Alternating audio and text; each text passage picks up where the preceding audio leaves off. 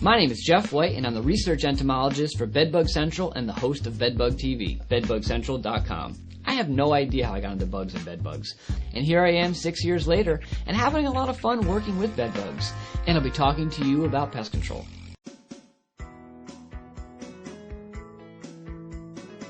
The last thing we all want is termites eating our investment. Are they inside your house? Are they chewing on the wood that makes up your house? It's a great question, and one of the most difficult questions that we from the pest control industry struggle with. Identifying termites is a very difficult task. They lead very cryptic lifestyles, meaning that they hide very well and they're very difficult to see.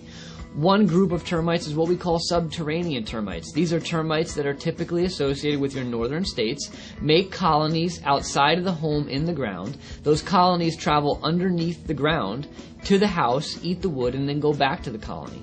The other group of termites that we have are Formosan or drywood termites. Those are termites that can actually make their colonies inside the walls of the house. Again, very difficult to identify because they never have to leave the wall, and obviously we can't see into the wall. And so how do you identify these things?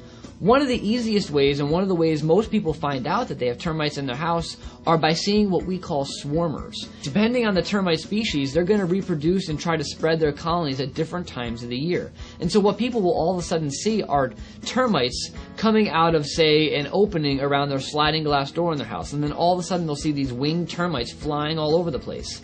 That's an indication that you might have a termite colony somewhere associated with that home. And a lot of times that's how people find out that they have termites. The other ways are detection systems. Pest control companies can install baiting systems around the house that the termites will chew on the wood inside these baiting systems and give us an indication that there might be termites somewhere associated with the home.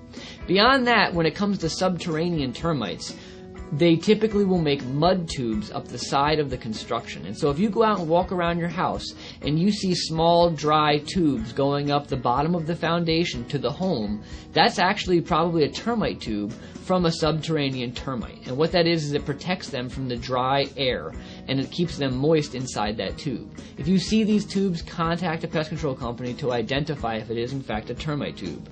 In terms of the drywood termites that live in the wall, you may see a hole where these termites are going into that wall, and then you'll see frass or fecal material just below that hole in the wall. Again, very tough for a homeowner to identify. If you think you have a problem, you may want to contact a pest control company to identify the situation. So identifying termites is difficult. Keep your eyes open, and if you're concerned about it, you may want to consider a baiting system to help you identify a problem as early on as possible.